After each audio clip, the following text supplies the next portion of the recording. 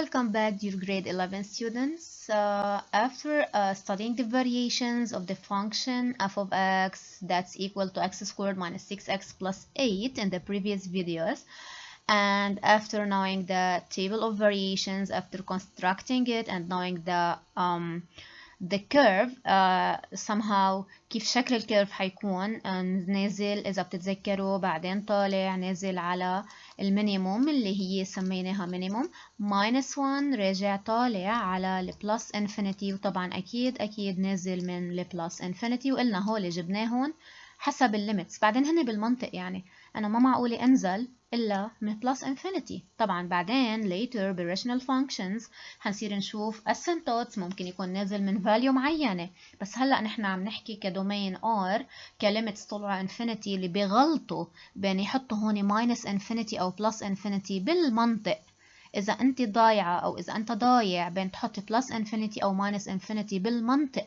إنه أنا ما معقول أنزل من الماينس انفينيتي لو بدنا ننزل بعد، فهي اوريدي ماينس انفينيتي، فطبيعي النزلة بدها تكون من بلس انفينيتي والطلعة بدها تكون على بلس انفينيتي.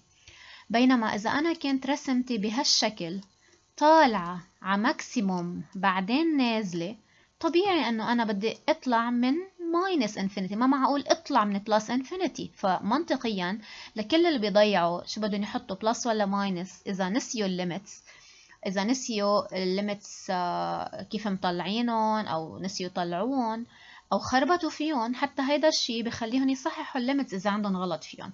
فطبيعي إنه أنا أطلع من ماينس انفينيتي وأرجع أنزل على ماينس انفينيتي، وطبيعي إنه أنا أنزل من بلس انفينيتي أرجع أطلع على بلس انفينيتي.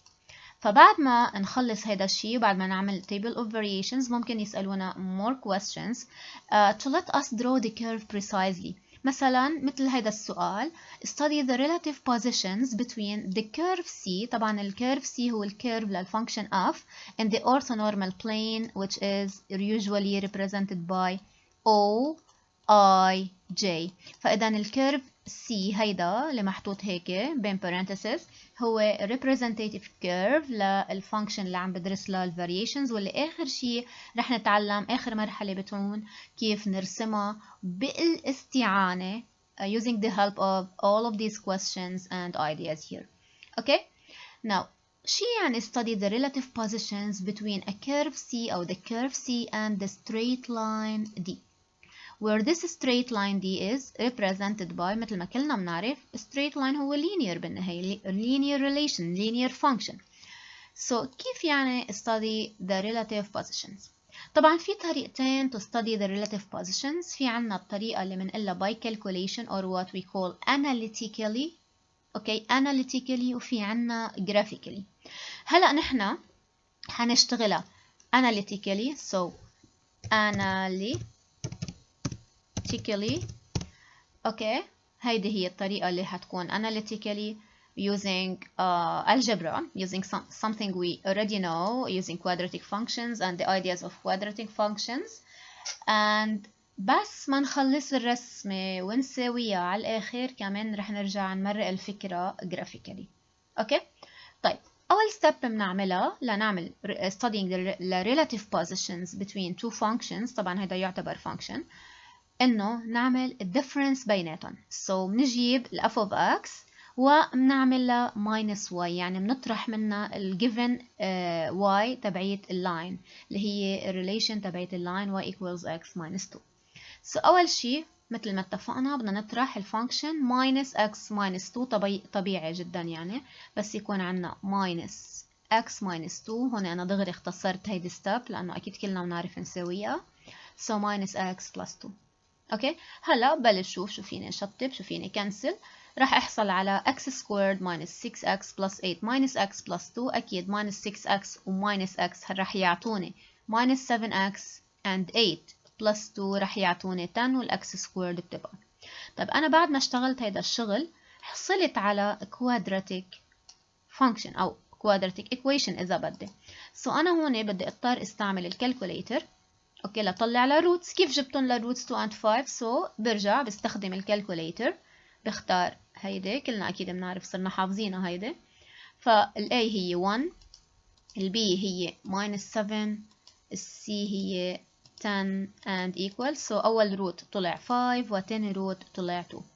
طب شو بدي استفيد من هول الروتس؟ طبعا بدي استفيد فيهم لأنه هول الروتس هن اللي راح يحددوا لي الساين، والساين هي اللي راح تحدد لي البوزيشنز. اوكي، فإذا كيف عم نمشي؟ أول step I will repeat. First step we have to subtract f of x minus this other function. لا, some may call it g of x على فكرة. Okay, some may call it g of x and like it that way. f of x minus g of x instead of y, as if we are subtracting functions. f of x minus g of x, which is x squared minus 6x plus 8 minus this g of x, which is linear function x minus 2, and we will get the same result, of course. Then using the calculator we can find the roots that are 2 and 5. How do we benefit from these roots? We just make the sign table. So the sign table using the sign of the quadratic function, which is based on same opposite same. فإذا بدي استعمل الساين تيبل تبعيت الكوادراتيك فانكشن اللي تعلمناهم أول السنة وعملنا كتير اشياء عليهم using same opposite same because we have two distinct roots. خلينا هيك نعمل revision سريع على هول الاشياء. إذا بتتذكروا لما بيطلع عنا two distinct roots بنستعمل same opposite same، يعني between the roots بنحط عكس إشارة الأكس، يعني إذا هي plus بنحطها minus، وبريت الروتس بنحط مثلها same opposite same. إذا طلعت الدلتا عنا 0 أو طلع معنا على الكالكوليتر دبل روت بنحطه لروت عمود لحاله دبل روت، وبنحط قبله وبعده the same sign of a. مثلا إذا هون طلع دبل روت وهي plus ال a يعني المضروب بالx squared plus، فبنحط plus plus. وإذا طلع، إذا بتتذكروا، إذا طلع على الكالكوليتر عنا i، أوكي، إذا طلع على الكالكوليتر عنا i بصير عنا هون إنه it doesn't have a real root، فمعناها إنه الدلتا negative، وهذا الشيء بيعني إنه you just have to take the sign of a and there are no roots. فإذا نعرفها هي always positive أو always negative، وهذا الشيء حيمرق معنا example عنه إن شاء الله. فخلينا هلأ بهذا الإكزامبل طلع عنا two distinct roots، معناتها رح نطبق فكرة same opposite same. so أكيد بنرتب الروتس من الصغير للكبير because they are two، فطبيعي نحطهم بالincreasing order كأنه أساسا كأننا ماشيين على number line، يعني from minus infinity to plus infinity. هول أكيد هن الباوندريز دايما اللي بنحطهم. وهون ال f of x minus y هو هذا الريزلت اللي طلع معنا، اللي أساسا ال 2 وال 5 هن روتس لإله. so same as a يعني plus، opposite يعني minus، and same يعني plus. شو بيعنوا هيدول ال plus والماينس والبلس مرة تانية؟ خلينا نشوف شو بيعنوا. usually plus و minus هن مرتبطين بكلمة above and below. الكتبت أنا حبيت بلش بالbelow. اوكي، C is below دي. below يعني الكيرف أعلى، سوري الكيرف أوطى من اللاين. أنا عندي هون كيرف هيك شكله mostly هيك شكله، وعندي line increasing line لأنه slope تبعيته positive. طبعا هول متلاقيين ببعضهم at these two points، وهلا هالشي حنذكره هون. so الفكرة هي هلا طبعا حنرجع نشوفها جرافيكالي. الفكرة انه لما بشوف ماينس بعتبر انه هيدا الكيرف معناها هو below the other function اللي هو mostly بيكون line، واحيانا ممكن نعطيكم function تانية تكون quadratic عادي، يعني ممكن نعطيها relative positions between a curve and a line، وممكن نعطيها بين curve و curve عادي، يعني نفس الحكي نفس الطريقة. اوكي، so C is below D when x belongs where is x between 2 and 5. ليه؟ لأنه أنا لحقت مطرح الماينس، فإذا الماينس مرتبط بالبيلو والبلس مرتبط بكلمة above. أوكي؟ فإذا الماينس below والبلس above. طب أنا وين عندي above هلأ؟ وين عندي الكيرف رح يكون above the line مطرح ما في plus it. so C is above D when x belongs to minus infinity 2 union 5 plus infinity. لاحظوا ما عم سكر الانترفلز على الروتس لأنه أنا بس عم بحكي وين below وين above، مش وين intersect. أوكي، هلا وين هن intersect؟ وين الكيرف واللاين بيتقاطعوا مطرح ما عندي 0. 0 معناتها ال 2 وال 5 هن روتس لللاين وهن روتس للكيرف at the same time. أوكي، so 2 وال 5 هن مطرح هن روتس للاف اوف اكس ماينس واي 7 هن مطرح ما البوينتس مطرح ما اللاين والكيرف بيتقاطعوا.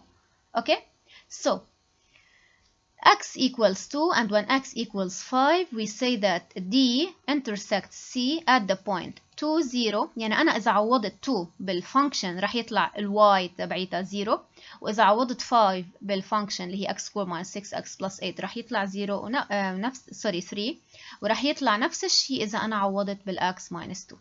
فإذا من وين جبتها للزيرو من وين جبتها ل 3 simply بعوض بالأسهل.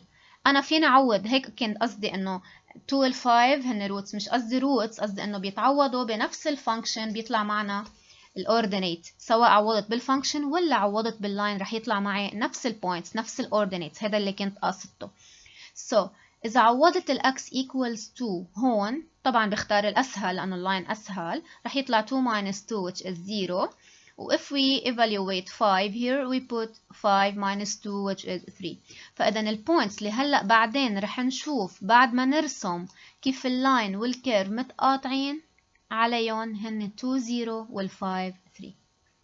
so هيدا المقصود ب study the relative positions وهيدا سؤال كتير بينطرح وكتير بيجي منه. فإمتى ما كان السؤال study the relative positions بدون ما يطلبوا مننا graphically and they need it analytically أول step ببلش فيها إنه أعمل الديفرنس وبعدين حسب الريزلت اللي معي بقرر أعمل تيبل وبقرر أقول حسب الإشارات إذا plus بقول the curve is above وإذا minus بقول the curve is below. طبعا عم بحكي لأنه أنا أساسا لما بلشت السبتراكشن حطيت الفانكشن للكيرف تبعيتها C قبل اللاين لهالسبب عم نحكي إذا plus يعني الكيرف above وإذا minus يعني الكيرف below.